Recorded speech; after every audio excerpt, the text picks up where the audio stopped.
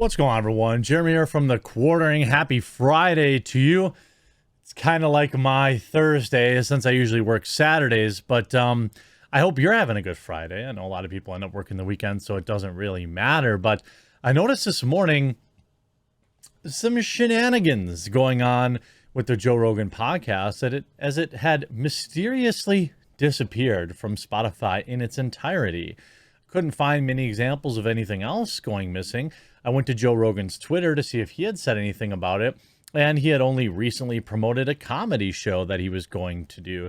This on the heels of course, last night, the media having a complete meltdown over the fact that Joe Rogan makes a little bit more money than they thought he should, or thought was publicly shared out to the media and amongst other things. But let's take a look into the disappearing act of Joe Rogan's show and exactly how Spotify is explaining it and what exactly is going on with this.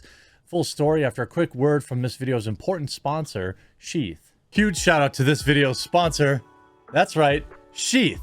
These boxers are designed to keep your balls off your legs. Sheath has 3 individual compartments to keep everything down there separate and cool and comfortable. And hey, since they've been a long-time sponsor, I've heard from many of you who have tried out Sheath and really love it. They were invented by a U.S. Army soldier who came up with the idea for Sheath during his second tour in Iraq, where it was hot as heck and his boys needed to breathe. And on top of all sorts of awesome designs for Sheath, they've added all sorts of winter items, hoodies, gator necks, and all sorts of base layers. Head on over to the link in the description and pinned comment down below.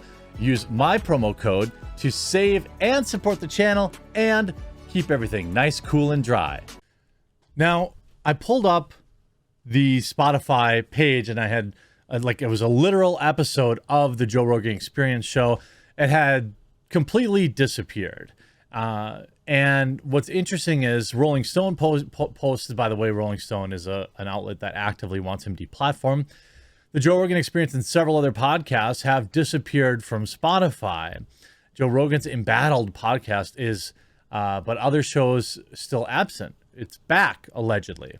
So if I go to the actual page here, refresh it, it's back. Now, it absolutely was gone. And we have the episode from yesterday with Joey Diaz, and then today with Dr. Michael Osterholm, talking about, that spicy stuff that Joe likes to talk about that gets everybody worked up. But it was really bizarre to see everybody essentially celebrating the removal of his show or the potential removal of his show. I never really will understand exactly, what happened to humanity when people, there's like literally nothing, there's nothing stopping you from not listening. You know what I mean? There's nothing stopping anybody from listening. Now, there are a lot of thoughts about why it went down. Spotify has claimed that it was a technical glitch.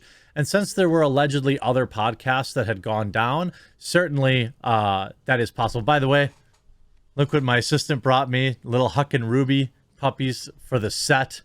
They're upstairs right now barking. I've got to take them to the land later today. It's about 4 degrees outside, so I'm hoping that by 2 or 3 this afternoon, perhaps it will warm up.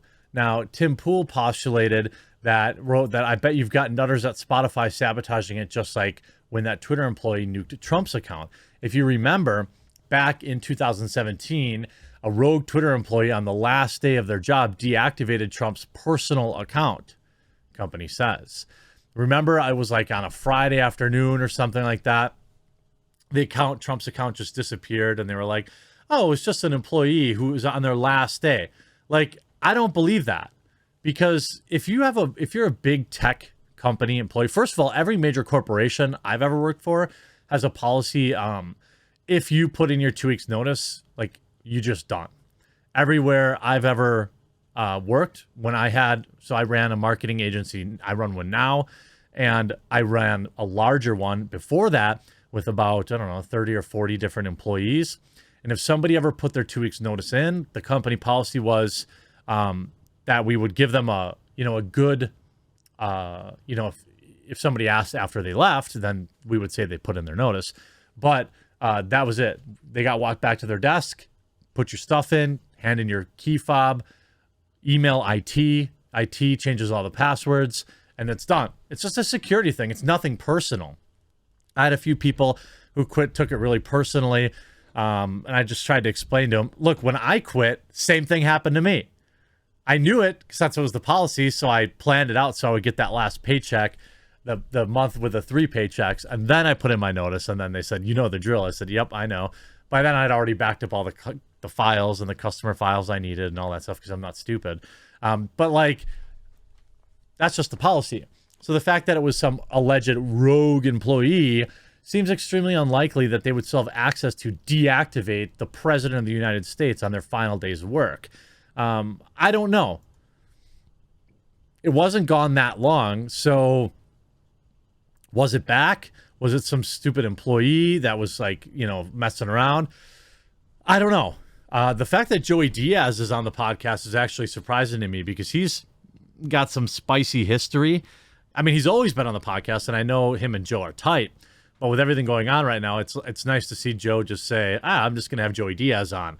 It'd be better if he brought Trump on. I think that would be the ultimate FU to Spotify. And I think Joe actually knows that. I think when Joe wants a little extra promotion or a little press, he'll definitely bring in Trump, just because why wouldn't he? But I also think it's interesting, ZipRecruiter and Stamps.com are still sponsoring Joe Rogan. I'm surprised people haven't lost their minds about that. If we look at the stock for Spotify, down another 5% today. If we look at the last month, it's basically been plummeting. It's down nearly 30%. It's not great. It's not great. And there was an article yesterday that actually talked about, let me pull that up. An article yesterday that said Spotify is losing billions. I think it was a New York Times article. Even here's one from July of 2020. Spotify has more users than ever, but is still losing money. The audio streaming service has 300 million users, up 67 million from the previous year, but both its ad revenues and premium ARPU have dipped. I think that's average revenue per user, probably, if I'm guessing. It's a tough thing to monetize because ultimately people don't want to listen to ads in their music. And these type of ads are garbage to buy. As somebody who runs an advertising agency, I would never buy interstitial ads or ads in music unless it was advertising other music. If you're advertising a new record that's coming out from that particular artist, I would buy ads, but I wouldn't be buying ads. Facebook also is really, really tough to work. It can work, but where you have ads, in music or in television shows, people don't like it. They don't respond to it well. But they talked about them losing money. Podcast advertising accounted for 13% of Spotify's total in 2021. Revenue in Q3 as the streamer struggles to remain profitable. This is in 2022 now. Years after losing money, Spotify became profitable for the first time in company history in 2019. The next year, it lost the equivalent of $2.2 million every single day. So I don't know where they keep getting money, who's extending them credit, but they're not investing it well, apparently.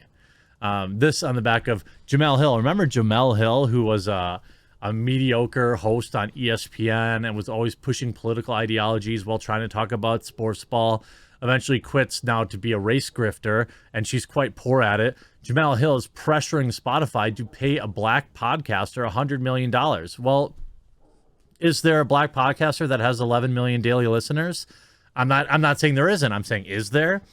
Maybe there is. And they're probably worth that money. On top of that, in case you didn't notice, Spotify, after all this outrage, paid out their own $100 million in reparations, basically saying that we're going to spend $100 million to uplift black voices on Spotify. Why? Because it's like literal modern day reparations.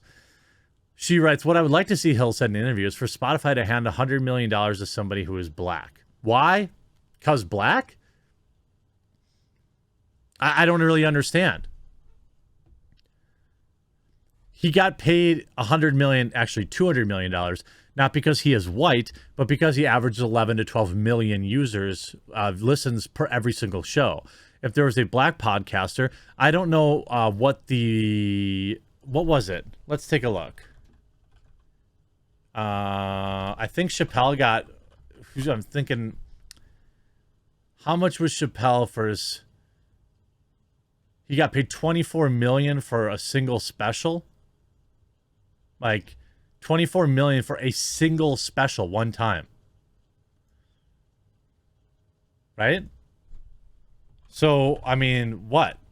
You know, Chappelle's probably the closest. He's bigger than Joe Rogan. I mean, you hear, how much did Dave Chappelle get paid for a special? It looks like $24.1 million for one hour special.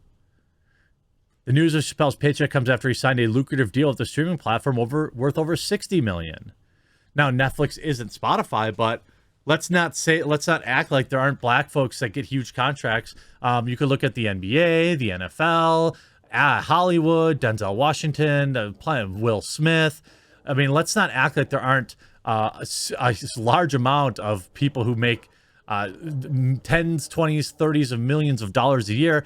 Kyrie Irving only plays in half the games in the NBA, and he's got, what, a $40 million contract or something like that. Let's sit down on, like, just assuming that. And by the way, Kyrie's probably worth every penny. When he's balling, he's one of the best. But I'm just saying, like, a lot of this pay stuff is a function of how much money you generate, not because of your skin color. But that's what Jamel Hill thinks. Jamel Hill thinks Joe Rogan just got the money 'cause white. That's not how any of this works. Spotify continues to say it was a tech glitch. Maybe that's the issue. Maybe. It'd be interesting to hear what you think in the comment section down below. Was it a glitch? Or are you in the school of thought where I am, where there are no such things as a glitch? Hope you enjoyed this video. Make sure you check out Sheath. And that's the end of for this topic, and on to the next one.